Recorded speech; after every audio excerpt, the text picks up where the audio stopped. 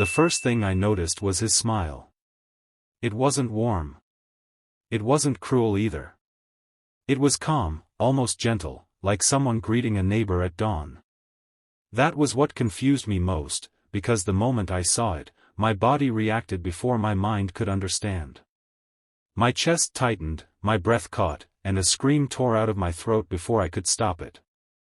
The scream echoed through the empty street, bouncing off closed shops and dark windows.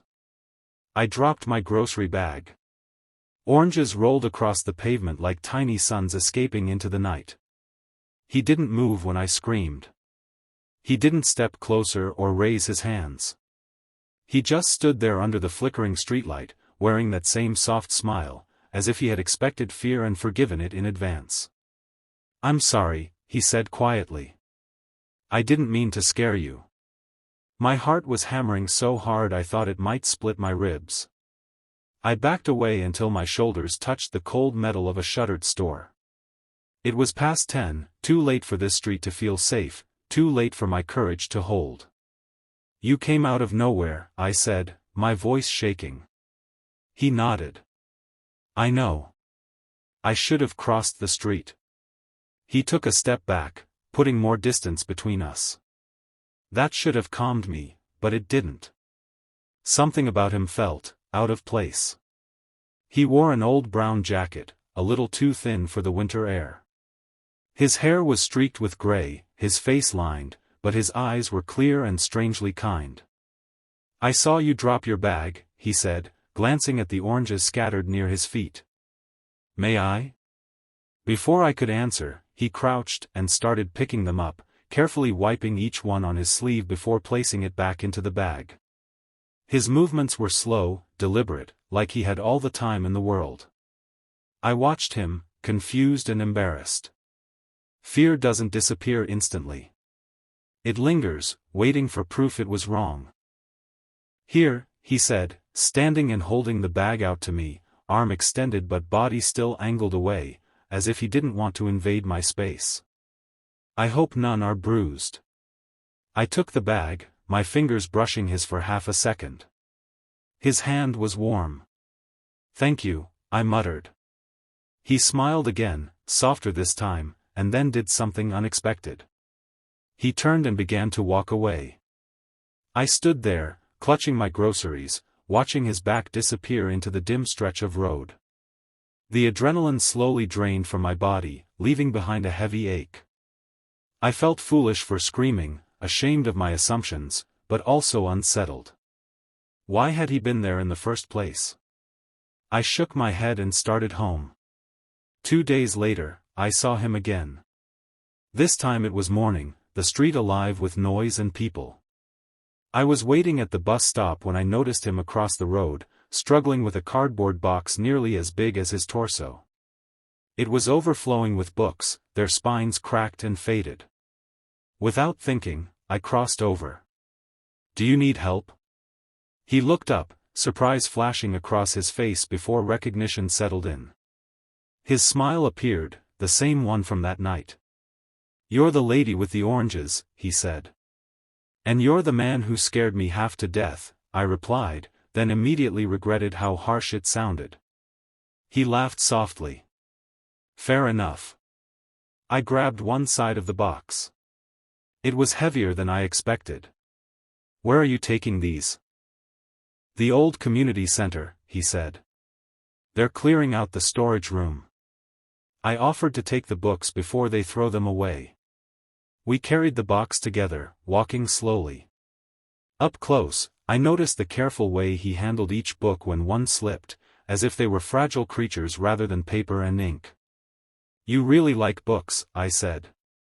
"They saved my life," he replied simply. That wasn't the kind of sentence people usually explain, so I didn't ask.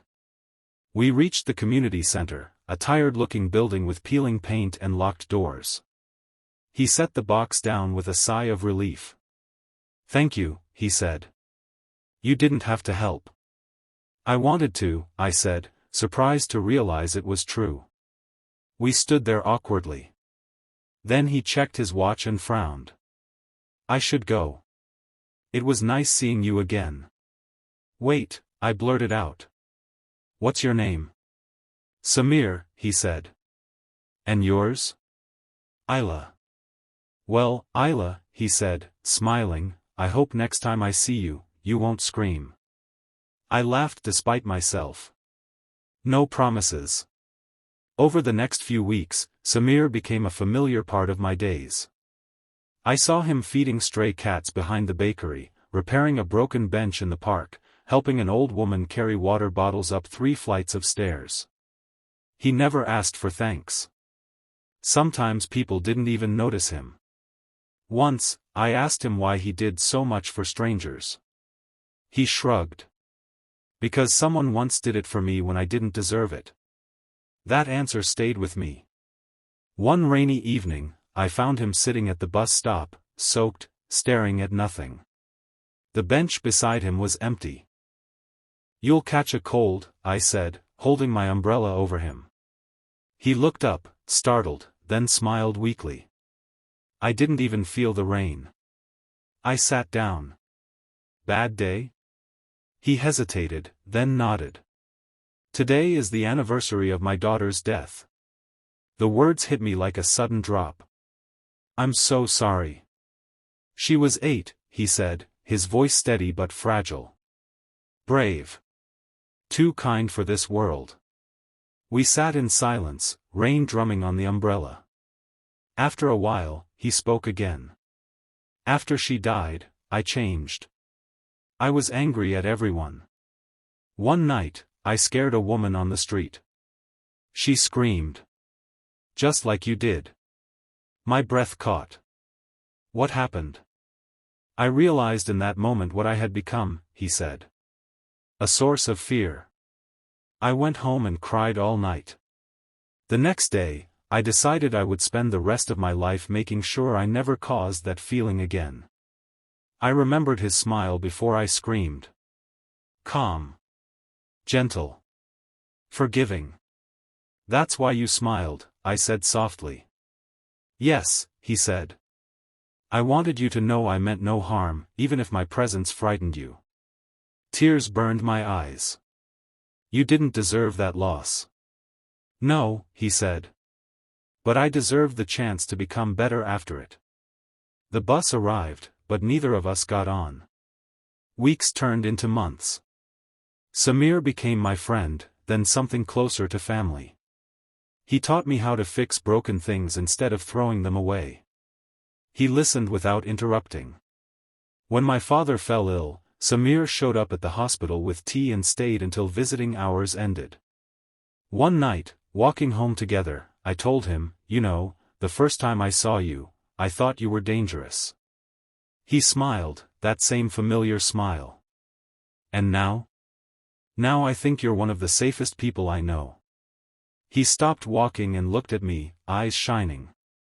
That means more to me than you realize. Years later, when people asked how we met, I always told them the truth. I screamed at him, I'd say.